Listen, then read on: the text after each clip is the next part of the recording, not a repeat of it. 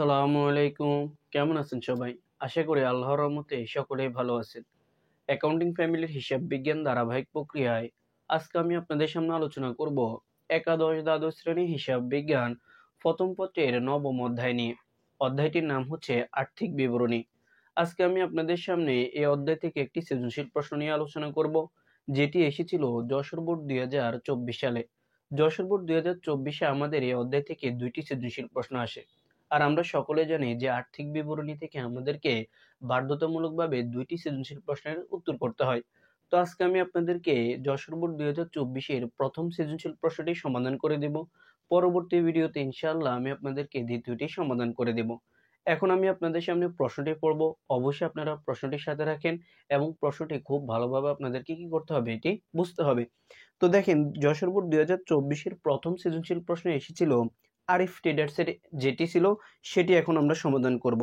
প্রশ্ন পড়ার আগে আমি আপনাদেরকে একটি বিষয় বলে নিতে চাই, সেটি হচ্ছে, যদি আপনারা কখনোই দেখেন রেয়া মিলের ভিতরে বা সমন্বয় তো আমরা বিশেষ করে জানি যে আমাদেরকে রেয়া মিলের এন্ট্রির সাথে সমন্বয়ের এন্ট্রিগুলো কি করতে হবে, যে অ্যাডজাস্টিং করতে হবে, অর্থাৎ সমন্বয় করতে হবে। তাহলে এখানে আমাদেরকে দেখেন, যদি রেয়া মিলের ভিতরে কোনো এন্ট্রির আগে আমরা এখানে মাস অথবা আমরা এখানে যদি পার্সেন্ট কথাটা দেখে থাকি, তাহলে আমরা এখানে ধরে নিব এগুলো হচ্ছে আমাদের জন্য একটি সমন্বয়ের এন্ট্রি। তাহলে আমরা ওই এন্ট্রিগুলোর সাথে একটি দাগ দিয়ে দেব। তাহলে আমরা যখন অঙ্ক করতে যাব তখন আমরা ধরে নিব এগুলো আমাদেরকে সমন্বয় করতে হবে। আশা করি আপনারা এতটুকু পর্যন্ত বুঝতে পারছেন। আর সমন্বয়ের এন্ট্রিগুলো যখন পড়বো তখন আপনারা মিলের এন্ট্রিগুলোর সাথে দাগ দিয়ে দিবেন। তাহলে আপনারা প্রশ্ন যখন পড়তে যাবেন তখন ধরে নেবেন এটির সাথে সমন্বয় আছে। এতটুকু পর্যন্ত আমি আশা করি আপনাদেরকে বুঝাতে পেরেছি। তো আমরা এখন প্রশ্নটি পড়বো, আর আমি প্রশ্নটি স্ক্রিনে আপনাদেরকে দিয়ে দিব। দেখেন, আমাদেরকে বলছে আরিফ ট্রেডার্স এর 2023 সালের 31শে ডিসেম্বর তারিখে রেয়া মিল ও অন্যান্য তথ্য নিম্নে প্রদত্ত হলো। আরিফ ট্রেডার্স রেয়া মিল 31শে ডিসেম্বর 2023, হিসেবের নাম ডেবিট টাকা ক্রেডিট টাকা। একটি রেয়া মিল দেওয়া আছে, আমি রেয়া মিলের এন্ট্রিগুলো পড়বো এবং কোনটি কি সেটিও একসাথে বলে দিব। প্রারম্ভিক মজুত পণ্য বিক্রিত পণ্যের ব্যয়ের ভিতরে যাবে। ক্রয় ও বিক্রয়, নিট ক্রয় এবং নিট বিক্রয়ের সাথে কাজ হবে। বেতন 10 মাস, এটির সাথে একটি দাগ দেবেন কারণ এখানে সমন্বয় আছে। পণ্য ফেরত, ক্রয় ফেরত এবং বিক্রয় ফেরত, এখানে মূলধন মালিকানা শর্ত, বিজ্ঞাপন পরিচালন ব্যয়, নগদ তহবিল চলতি সম্পদ, চালানে প্রেরিত পণ্য, এটি আমাদের চালানের লাভ বা ক্ষতি বের করতে লাগবে। আসবাবপত্র স্থায়ী সম্পদ, 6% ঋণপত্র, এটি হচ্ছে দীর্ঘমেয়াদী দায়। প্রাপ্য হিসাব ও প্রদেয় হিসাব, এটি হচ্ছে আমাদের জন্য চলতি সম্পদ, চলতি দায়। সমন্বয় একই কি বলছে, এখানে 6% ঋণপত্র যেটি আছে তার সাথে একটি সমন্বয় দাগ দিবেন, কারণ এটির সাথে পার্সেন্ট দেওয়া আছে। সমন্বয় সমূহ একে বলছে সমাপনী মজুদ মূল্যায়ন হয়েছে 25,000 টাকা, ব্র্যাকেটে বলছে ক্রয় মূল্য 27,000 টাকা, কমটা বিবেচনা করা হবে। ভোক্তাদের 2 নম্বর বলছে ভোক্তাদের বিনামূল্যে পণ্য বিতরণ 2,000 টাকা, মোট বিজ্ঞাপন খরচের 3-এর 1 অংশ অবলোকন করতে হবে। এখানে ভোক্তাদের বিনামূল্যে পণ্য বিতরণ, এটি ক্রয় থেকে বিয়োগ যাবে এবং বিজ্ঞাপনের সাথে যোগ হবে। কেন হবে, প্রশ্ন সমাধান করলে বুঝিয়ে দিব। 3 নম্বরে বলছে এখানে চালানে প্রেরিত পণ্য 1,000 টাকায় বিক্রয় হয়েছে। চালানের সাথে একটি দাগ হবে, সমন্বয় রেয়া মিলে যে চালানে প্রেরিত পণ্য আছে তার সাথে একটি দাগ দিবেন। চালান প্রাপকের কমিশন 5%। এরপরে বলছে 4 নম্বর, বিক্রয় বা ফেরত শর্তে প্রেরিত 5,000 টাকা মূল্যের পণ্য বিক্রয় হিসাবে গণ্য হয়নি। ব্র্যাকেটে বলছে ক্রয় মূল্য ছিল 4,000 টাকা। এখানে যে বিক্রয় বা ফেরত শর্তে প্রেরিত 5,000 টাকা মূল্যের পণ্য বিক্রয় হিসাবে গণ্য হয়নি, এটি আপনাদের এখানে প্রশ্নে যে বিক্রয় দেওয়া আছে তার সাথে একটি সমন্বয়ের দাগ দিবেন এবং আপনারা এখানে যে প্রাপ্য হিসাব দেওয়া আছে তার সাথে একটি সমন্বয়ের দাগ দিবেন। অঙ্ক সমাধান করলে বিষয়টি বুঝিয়ে দেব। ক নম্বর বলছে চালানে প্রেরিত পণ্যের লাভ বা ক্ষতির পরিমাণ নির্ণয় করো। ঘ নম্বর বলছে 31/12/2023 তারিখে সমাপ্ত বছরের মোট মুনাফা নির্ণয় করো। গ নম্বরে বলছে 2023 সালের 31শে ডিসেম্বর তারিখে একটি আর্থিক অবস্থার বিবরণী তৈরি করো। নিট লাভ 63,700 টাকা ধরে। এ ছিল প্রশ্নের ধরন। এখন আমি আপনাদেরকে ক, খ, গ তিনটি সমাধান করে দিব। ক নম্বরে আমাদেরকে বলছে চালানে প্রেরিত পণ্যের লাভ বা ক্ষতির পরিমাণ নির্ণয় করতে। চালানে প্রেরিত পণ্য বলতে বোঝানো হচ্ছে একটি পণ্য যখন আপনি বিক্রয় করবেন, বিক্রয় করার পরে এটি পরিবহন বা বিক্রয় অর্থাৎ গন্তব্যে বা গ্রাহকের নিকট এটি পৌঁছানো পর্যন্ত আপনার এখানে যত ব্যয় হবে ওই বিক্রয় মূল্য থেকে ব্যয়গুলো আপনাকে বিয়োগ করে ফেলতে হবে, তাহলে আপনারা এখানে লাভ বা ক্ষতির পরিমাণটা পেয়ে যাবেন। তো তার আগে আপনাদেরকে অবশ্যই চালানে প্রেরিত পণ্যের বিক্রয় মূল্যটা জানতে হবে। তো প্রশ্ন হচ্ছে এটি কোথায় পাবো? দেখেন, আজকের অঙ্কের সমন্বয় তিনি কি বলছে? বলছে চালানে প্রেরিত পণ্য 1000 টাকায় বিক্রয় করা হয়েছে। এই যে চালানে প্রেরিত পণ্য 1000 টাকা বিক্রি করা হয়েছে, সেজন্য আগে আপনাকে বিক্রয় মূল্যটা লিখতে হবে। তো আমরা এখানে লিখে নিব চালানে প্রেরিত পণ্যের বিক্রয় মূল্য। বিক্রয় কত টাকা ছিল? 1000 টাকা ছিল। এটি সমন্বয় দেওয়া আছে। দেখেন, এই চালানের বিষয়টি বুঝে নিন, তাহলে আপনারা পরীক্ষার প্রশ্নে কি করবেন না, আটকাবেন না, কারণ চালানে সাধারণত এই ধরনের প্রশ্ন হয়। এরপর আপনাকে এখানে যে বিষয়টি বুঝতে হবে, যদি এই চালানে প্রেরিত পণ্যর বিক্রয় মূল্য যদি থাকে, এই বিক্রয় মূল্য থেকে এখানে আপনারা বিক্রয় মূল্য কথাটা লিখে নেবেন। বিক্রয় মূল্য, এই বিক্রয় মূল্য যদি থাকে, তার থেকে আপনাকে এখানে যে চালানে প্রেরিত প্রাপকের যে কমিশন থাকবে ওই কমিশনটা আপনাকে বিয়োগ করতে হবে। তো আমরা এখানে বিয়োগ করব। কি বিয়োগ করব? এখানে তারা বলছে চালান প্রাপকের কমিশন। তো আপনারা এখানে লিখে নেবেন চালান প্রাপকের কমিশন। কমিশনটা কিভাবে বের করবেন? যে বিক্রয় মূল্য 1000 টাকা আছে, তার উপরে তারাই বলছে যে 5%, এই 5% আপনাকে করতে হবে। তাহলে আপনি এখানে পাবেন 50 টাকা। এই 50 টাকা আপনাকে এখানে বিয়োগ করে ফেলতে হবে। তাহলে আসবে আপনাদের এখানে 990 টাকা। প্রশ্ন হচ্ছে এটির নাম কি? এটির নাম হচ্ছে চালানে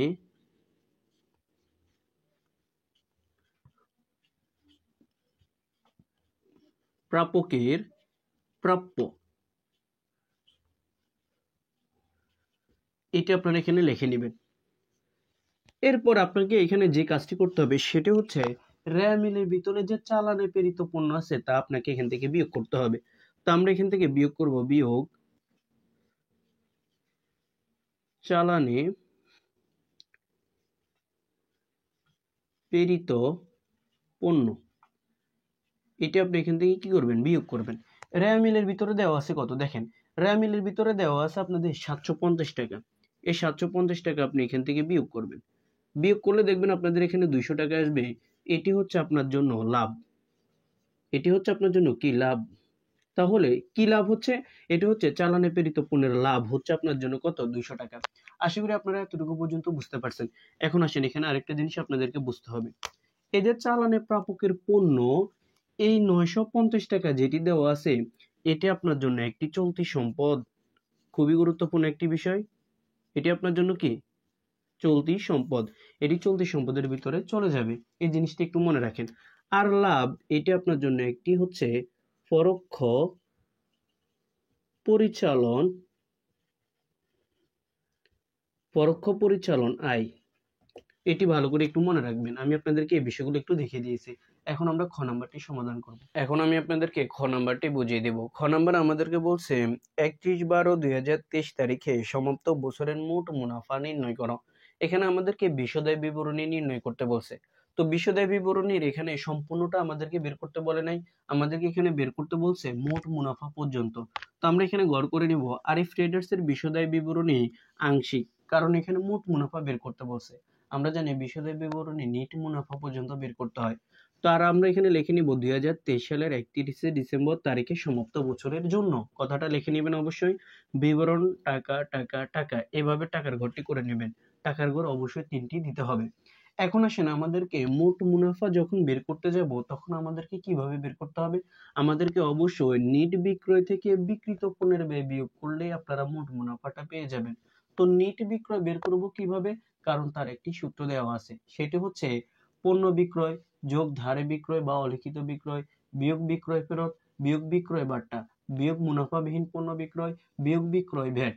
এগুলো আপনাদেরকে এখানে অ্যাপ্লাই করতে হবে। তো আমাদের এই অঙ্কের ক্ষেত্রে দেখেন, রেয়া মিলের ভিতরে পণ্য বিক্রয় দেওয়াই আছে। তো আমরা এখানে লিখে নেব পণ্য বিক্রয়। পণ্য বিক্রয়ের পরিমাণ আজকের দেখেন রেয়া মিলে দেওয়া আছে কত, 2,65,000 টাকা। তো 2,65,000 টাকা আমরা এখানে লিখে নিব। 2,65,000 টাকা লেখার পরে আমরা এখানে যোগ করবো যোগ ধারে বিক্রয়, নেই অঙ্কে, বিয়োগ বিক্রয় ফেরত। বিক্রয় ফেরত কিন্তু এই অঙ্কে দেওয়া আছে। কি দেওয়া আছে? রেয়া মিলে বলছে পণ্য ফেরত, ডেবিট দিকে যেটি দেওয়া আছে সেটি হচ্ছে বিক্রয় ফেরত। তো আমরা এখানে লিখে নিব বিয়োগ বিক্রয় ফেরত, বিয়োগ বিক্রয় ফেরত। তো কত টাকা দেওয়া আছে বিক্রয় ফেরতের পরিমাণ? দেওয়া আছে এখানে আমাদের যে 2,500 টাকা। এই 2,500 টাকা আমরা এখানে বিয়োগ করে ফেলবো। তো এটি কি আমাদের থার্ড কলামে যাবে? না, কারণ আমাদের এখানে দেখতে হবে বিক্রয় ফেরতের সূত্রের আরো কোনো কিছু আছে কিনা, অর্থাৎ বিক্রয় বাট্টা এই অঙ্কে নেই, বিয়োগ মুনাফাবিহীন পণ্য বিক্রয় নেই, বিয়োগ বিক্রয় ব্যাট নেই। তাহলে এখন আমাদের এখানে আরেকটি কাজ আছে বিক্রয়ের সাথে। কিভাবে বুঝবো? সমন্বয় 4-এ কি বলছে আপনাদেরকে একটু যেতে হবে। তো আপনারা এখানে আগে ফলাফলটা নেমান, সেটা হচ্ছে 2,62,500 টাকা। সমন্বয় 4-এ আপনাদেরকে বলছে দেখেন বিক্রয় বা ফেরত শর্তে প্রেরিত 5,000 টাকা মূল্যের পণ্য বিক্রয় হিসেবে গণ্য হয়নি, ক্রয় মূল্য ছিল 4,000 টাকা। দেখেন খুবই গুরুত্বপূর্ণ একটি বিষয়, এখানে 5,000 টাকার পণ্য তারাই বলে দিছে যে বিক্রয় অথবা ফেরত শর্তে প্রেরিত। এখন প্রশ্ন হচ্ছে কার কাছে ফেরত ছিল? এটি ছিল আমাদের একজন দেনাদারের নিকট, পণ্যটা প্রেরণ করছে। এখন এই পণ্যটা প্রেরণ করার সাথে সাথে এটার সাথে শর্ত ছিল, এটি ছিল আপনার কি ফেরত শর্তে বিক্রয় ছিল। তাহলে যদি কোনো পণ্য ফেরত শর্তে বিক্রয় থাকে, ধরে নেওয়া হয় যে এটি দেনাদারের নিকট থেকে আমি আবার ফেরত পাবো। এখানে আমাদেরকে যেহেতু বলছে বিক্রয় হিসেবে গণ্য হয়নি, তার মানে এটি আমার বিক্রয়ের পরিমাণকে কখনোই বৃদ্ধি করবে না, বরং এটি আমার বিক্রয়ের পরিমাণকে হ্রাস করবে। কারণ আমি দেনাদারের নিকট থেকে পণ্যটা আবার ফেরত পাবো। তারাই বলে দিছে যে বিক্রয় ফেরত শর্তে বিক্রয় ছিল বা ফেরত শর্তে প্রেরণ। তাহলে এখানে আমাদের এটি বিক্রয়ের পরিমাণকে কি করবে? কমিয়ে দেবে। তো আমরা এখানে লিখে নিব ফেরত ভিত্তিক বিক্রয়। কারণ পণ্যটা আমি কি করছি? বিক্রয় করছি ফেরতের ভিত্তিতে, কারণ পণ্যটা আমি আবার ফেরত পাবো সেই হিসেবে আমি বিক্রয় করছি, কিন্তু বিক্রয় হিসেবে এখনো গণ্য হয়নি, যার কারণে এটা আমার বিক্রয়ের পরিমাণকে কমিয়ে দিবে। তো ছিল কত? 5,000 টাকা, এটি আমরা এখান থেকে বিয়োগ করে ফেলবো। তাহলে আপনাদের এখানে দেখবেন আসবে 1,57,500 টাকা। এটি ছিল আপনাদের নিট বিক্রয়ের পরিমাণ, নিট বিক্রয়। তো নিট বিক্রয়ের পরিমাণ আমরা এখানে পেয়ে গিয়েছি। এখন আমাদেরকে বিয়োগ করতে হবে বিয়োগ বিক্রিত পণ্যের ব্যয়, বিক্রিত পণ্যের ব্যয়।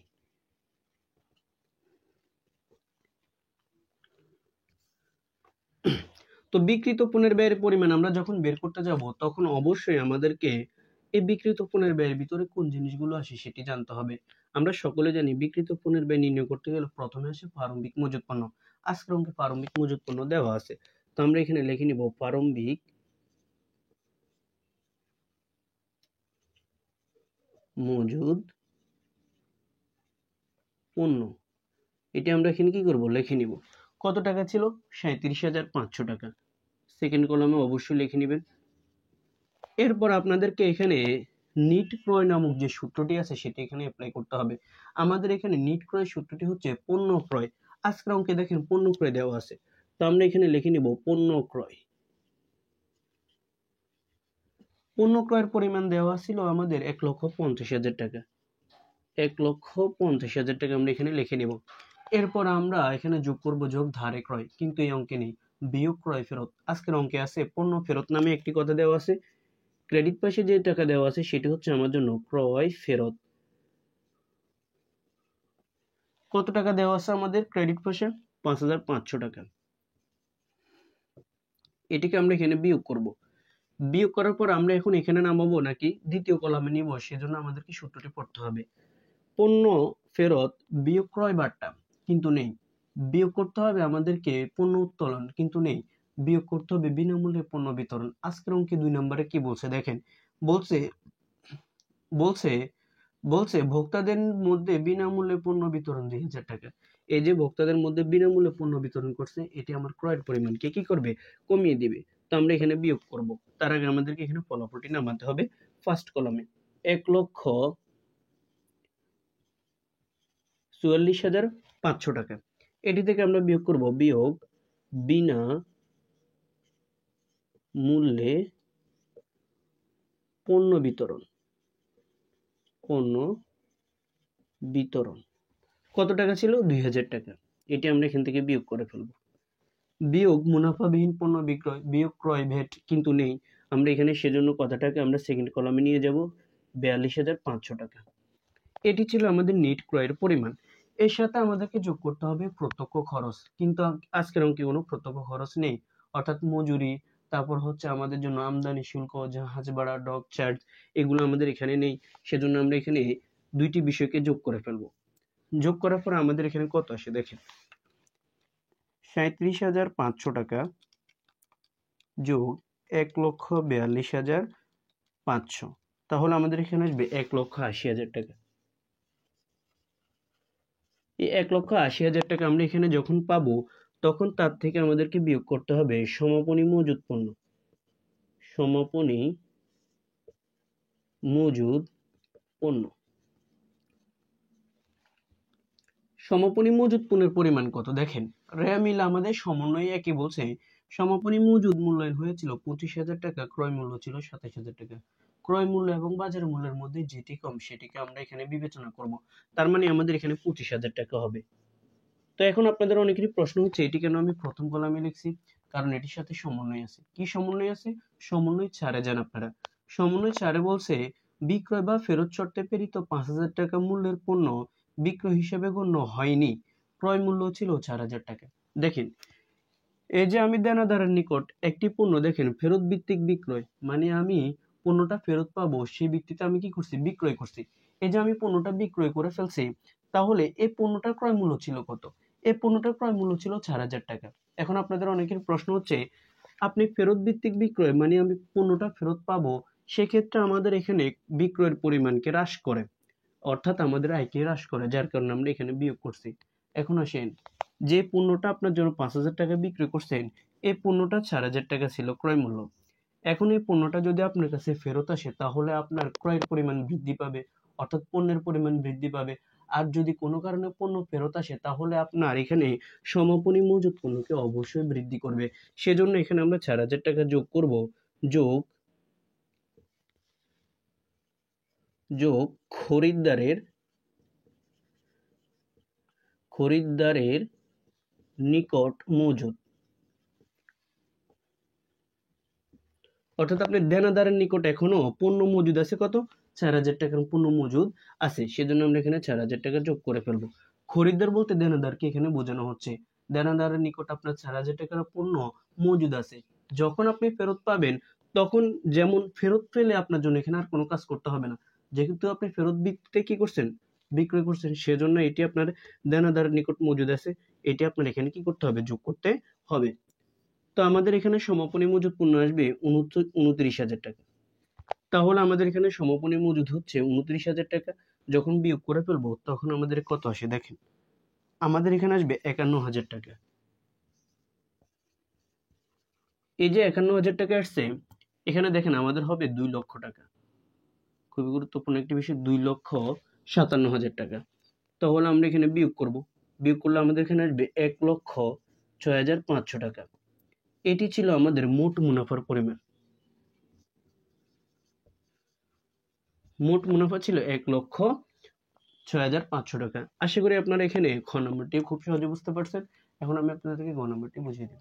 এখন আমি আপনাদেরকে গ নম্বরটি সমাধান করে দিব। গ নম্বর আমাদেরকে বলছে 2023 সালের 31শে ডিসেম্বর তারিখে একটি আর্থিক অবস্থা বিবরণী তৈরি করো, নিট লাভ 64,700 টাকা ধরে।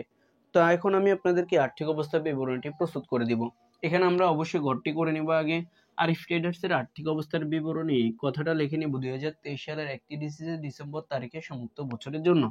আর বিবরণ টাকা টাকা টাকা। আর্থিক অবস্থার বিবরণীতে টাকার ঘর 3টি হবে। তো আমরা সকলে জানি আর্থিক অবস্থার বিবরণীতে হচ্ছে সম্পদ সমান সমান দায় যোগ মালিকানা শর্ত, অর্থাৎ অনার্স ইকুইটি। তাহলে এখানে আমাদের সম্পদ যা হবে দায়, সম্পদের অর্থাৎ সম্পদ যা হবে দায় এবং মালিকানা শর্ত আমাদেরকে তা হতে হবে। তো আমাদের এখানে প্রথমে যেটি লাগবে আর্থিক অবস্থার বিবরণীতে, সেটি হচ্ছে সম্পদ আসবে। তো আমরা এখানে লিখে নিব সম্পদ সমূহ, এটি আমরা এখানে লিখে নিব। এটি লেখার পর আমরা সকলে জানি সম্পদের ভিতরে আমাদের যেটি আছে চলতি সম্পদ, স্থায়ী সম্পদ, দীর্ঘমেয়াদী সম্পদ এগুলো থাকে। তো আমরা এখানে চলতি সম্পদের পরিমাণটা আগে বের করে নিব। তো চলতি সম্পদ আমাদের কি আছে দেখেন, চলতি সম্পদ আমাদেরকে মিল থেকে খুঁজে বের করতে হবে। প্রথমে চলতি সম্পদ দেওয়া আছে আমাদের এখানে নগদ তহবিল, এটা আমার জন্য একটি চলতি সম্পদ। খুব সুন্দরভাবে আপনাদেরকে এটি করতে হবে, নগদ তহবিল। নগদ তহবিলের পরিমাণ কত দেওয়া আছে? নগদ তহবিলের পরিমাণ দেওয়া আছে আমাদের 5,000 টাকা। এটি আমরা এখানে সেকেন্ড কলামে লিখে ফেলবো।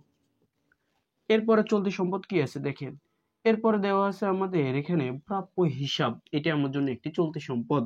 আরেকটা বিষয় হচ্ছে দেখেন, এখানে বলছে চালানে প্রেরিত পণ্য। এখানে যে চালানে প্রেরিত পণ্য আছে, যখন আমরা এটি বের করতে গেছি তখন আমি আপনাদেরকে দেখিয়ে দিয়েছিলাম চালানে প্রাপকের প্রাপ্য, এটি যে বের করছি এটি আপনার জন্য চলতি সম্পদ হয়ে যাবে। ক নম্বরে কিন্তু আমি আপনাদেরকে বলে দিয়েছিলাম। তো আমরা এখানে লিখে নিব চালানে প্রাপকের প্রাপ্য, এটা আপনার জন্য অবশ্যই একটি চলতি সম্পদ হয়ে যাবে। তো কত টাকা পেয়েছিলাম? 950 টাকা। এটি আমরা এখানে লিখে ফেলবো। এরপরে দেখেন আমাদের যেটি আছে সেটি হচ্ছে প্রাপ্য হিসাব। তো আমরা এখানে প্রাপ্য হিসাব লিখে নিব।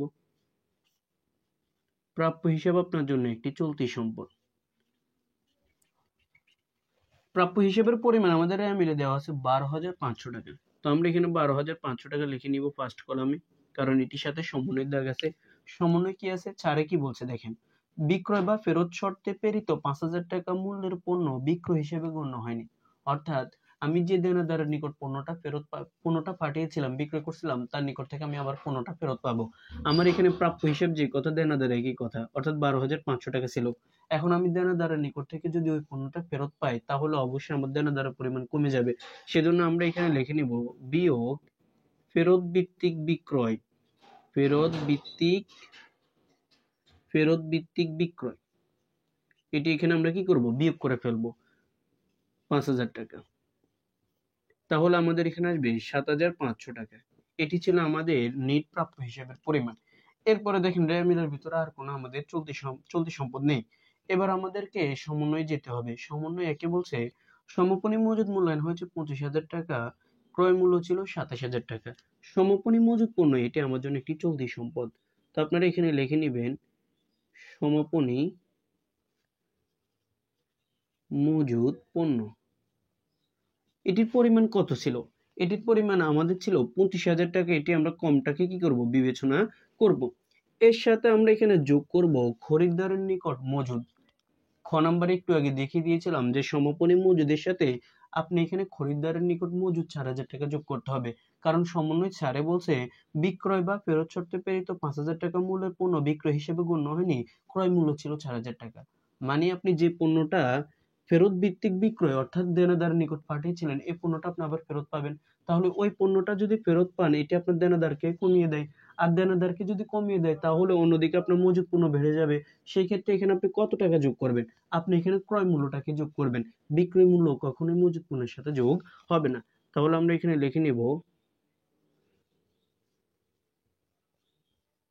খরিদ্দারের নিকট মজুদ, এটি আমরা এখানে লিখে নিব। কত টাকা? 4,000 টাকা। আশা করি আপনারা এই এন্টিটি এখন ভালোভাবে বুঝতে পারছেন। তাহলে আমাদের এখানে হবে 29,000 টাকা। এই 29,000 টাকা হচ্ছে আমার জন্য সমাপনী মজুদের পরিমাণ। এরপরে দেখেন আমাদের আর চলতি সম্পদ আছে কিনা আমরা দেখতে হবে। এখানে আমাদের কিন্তু আর কোনো চলতি সম্পদ নেই। তাহলে আমরা এখানে টোটাল চলতি সম্পদ সবগুলোকে কি করব? যোগ করব। তাহলে দেখেন আমাদের এখানে কত আসে? 5,000 টাকা যোগ 950 টাকা যোগ করব 7,500 যোগ করব 29,000 টাকা। তাহলে আমাদের এখানে আসবে 42,450 টাকা। 42,450 টাকা। এটি ছিল আমাদের চলতি সম্পদের পরিমাণ। আমরা সকলে জানি চলতি সম্পদ অর্থাৎ সম্পদের ভিতরে আসে চলতি সম্পদ, দীর্ঘমেয়াদী সম্পদ, স্থায়ী সম্পদ, অলিক সম্পদ। কিন্তু এই অঙ্কে দীর্ঘমেয়াদী সম্পদ নেই, সেটি হচ্ছে বিনিয়োগ। যেহেতু নেই, এখানে আমাদের আসবে স্থায়ী সম্পদ। স্থায়ী সম্পদ,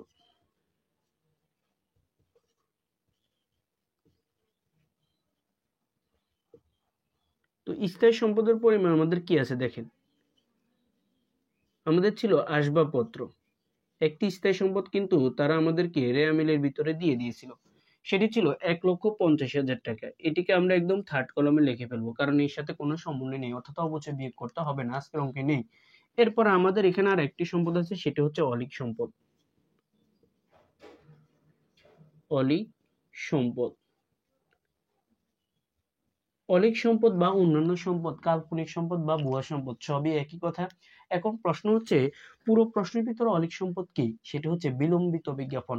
আজকের অঙ্কে কিন্তু আমাদের বিলম্বিত বিজ্ঞাপন আছে, তো আমরা এখানে লিখে নেব বিলম্বিত বিজ্ঞাপন।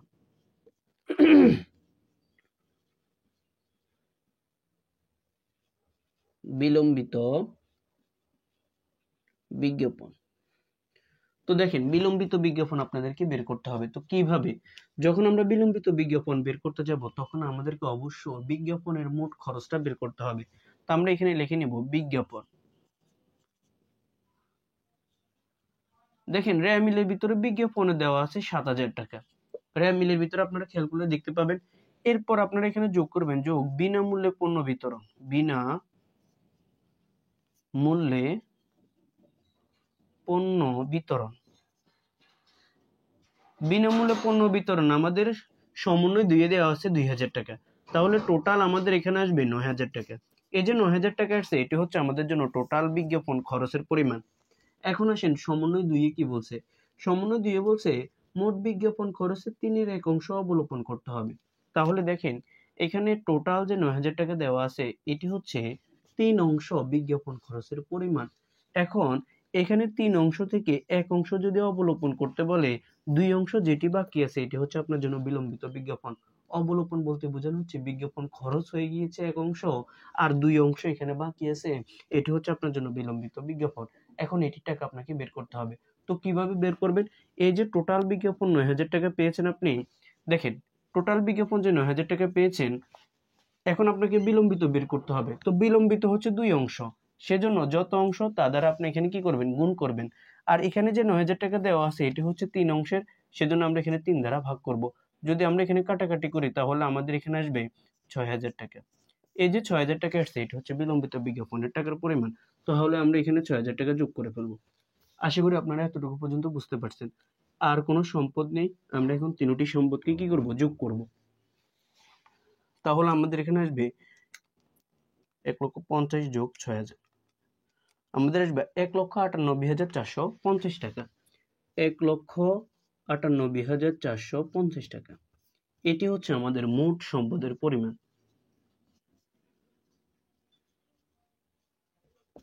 এই যে মোট সম্পদের পরিমাণ আমরা পেয়েছি, এখন আমাদেরকে বের করতে হবে দায় এবং মালিকানা শর্ত।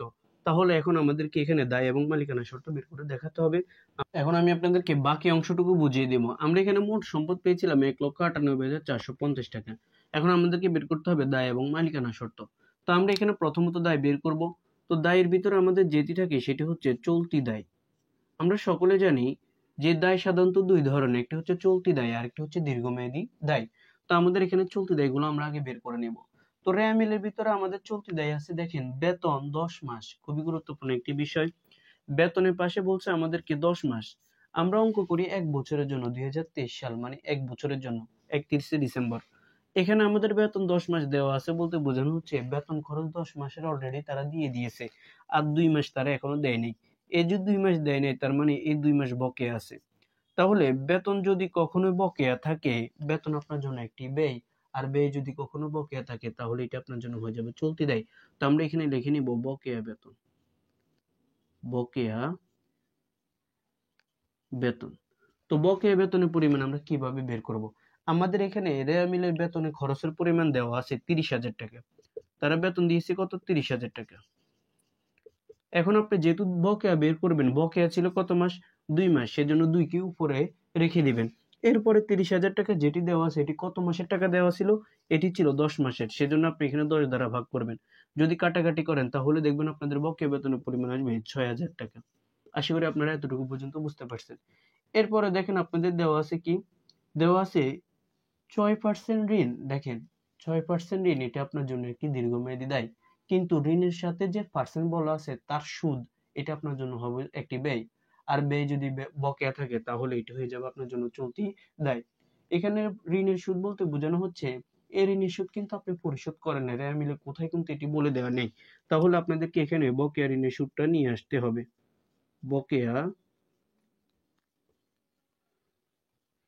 ঋণের সুদ, এটি আপনার জন্য চলতি দায় হয়ে যাবে। ঋণের সুদ যদি তারা পরিশোধ বলতো তাহলে এটি কিন্তু আর বকেয়া থাকতো না। তাহলে এখন আমরা কিভাবে বুঝবো? দেখেন, ঋণ দেওয়া আছে কত? 50,000 টাকা। ঋণ দেওয়া আছে কত? 50,000 টাকা। এটির উপরে যদি আমরা 6% করি তাহলে আমাদের এখানে আসবে 3,000 টাকা। এই 3,000 টাকা হচ্ছে আমাদের জন্য বকেয়া ঋণের সুদ। এখানে যেহেতু 1/4/2022 বলছে তাহলে এটিকে আমরা বিবেচনা করব না, কারণ আমাদেরকে 31শে ডিসেম্বর 2023 সাল বলছে। তার মানে আমরা 23 সালে পুরো 1 বছরের ঋণের সুদটা এখানে ধরে নেব। তাহলে আমাদের এখানে ছিল 30,000 টাকা, 3,000 টাকা। এটি ছিল আমাদের বকেয়া ঋণের সুদ। এরপরে দেখেন চলতি দায় আছে প্রদেয় হিসাব। তো আমরা প্রদেয় হিসাবটা এখানে লিখে নিব। প্রদেয় হিসাব। প্রদেয় হিসাবের পরিমাণ দেওয়া ছিল 9,750 টাকা। এরপরে দেখেন আমাদের আর কোনো চলতি দায় নেই। এখন আমরা এখানে তিনটি চলতি দায়কে যোগ করব। যোগ করলে হবে আমাদের এখানে 18,750 টাকা। এরপরে দায়ের ভিতরে আরেকটি জিনিস আছে, সেটা হচ্ছে দীর্ঘমেয়াদী দায়। দীর্ঘমেয়াদী দায়। তো দীর্ঘমেয়াদী দায়ের পরিমাণ আমাদেরকে এখানে আনতে হবে। রেয়া মিলের ভিতরে কিন্তু আজকের অঙ্কে দেওয়া আছে। তো আমরা এখানে লিখে নিব 6% ঋণপত্র। 6% ঋণপত্র। 50,000 টাকা আমরা একদম থার্ড কলমে লিখে ফেলবো। এখানে কখনোই ঋণের সুদটাকে বিয়োগ করবেন না, এই কাজ করা যাবে না। এরপর আপনাদেরকে এখানে যেহেতু দায়ের পরিমাণ আপনারা বের করে ফেলছেন, এখন আপনাদেরকে এখানে মালিকানা শর্তের পরিমাণটা বের করতে হবে। মালিকানা শর্ত। তো মালিকানা শর্তের ভিতরে প্রথমে আসবে আমাদের এখানে মূলধন। মূলধনের পরিমাণ দেওয়া আছে কত? দেখেন, মূলধনের পরিমাণ দেওয়া আছে 65,000 টাকা। 65,000 টাকা, এটা আমরা এখানে লিখে ফেলবো। এরপর আমাদেরকে যোগ করতে হবে যোগ অতিরিক্ত মূলধন, বিয়োগ উত্তোলন, যোগ মূলধনের সুদ, বিয়োগ উত্তোলনের সুদ, যোগ নিট লাভ। আজকের অঙ্কে শুধু আমাদের নিট লাভটি দেওয়া আছে। তো নিট লাভ তার প্রশ্নে ঘ নাম্বারে বলছে 64,700 টাকা। তো 64,700 টাকা আমরা এখানে লিখে ফেলবো। দেখেন, আমাদের আর কোনো আয়কর বা জীবন বীমা প্রিমিয়াম যোগ সাধারণ সঞ্চিতি এগুলো কিছুই নেই, সেজন্য আমরা এখানে যোগ করে ফেলবো। যোগ করলে আমাদের এখানে কত আসে দেখেন, 1,29,700 টাকা আসবে। 1,29,700। তো তিনটিকে যখন যোগ করবেন তখন আসবে 1,98,450 টাকা। এটি ছিল আপনাদের মোট দায় ও মালিকানা শর্তের পরিমাণ।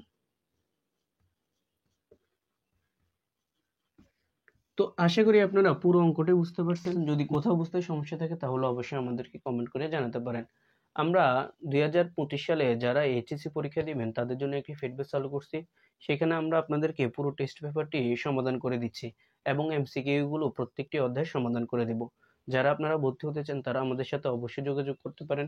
অবশ্যই আমি আপনাদেরকে ডিসক্রিপশন বক্সে নাম্বারটি দিয়ে দেব। আমরা কোর্সটি চলতে থাকবে আমাদের একদম পরীক্ষার আগ পর্যন্ত।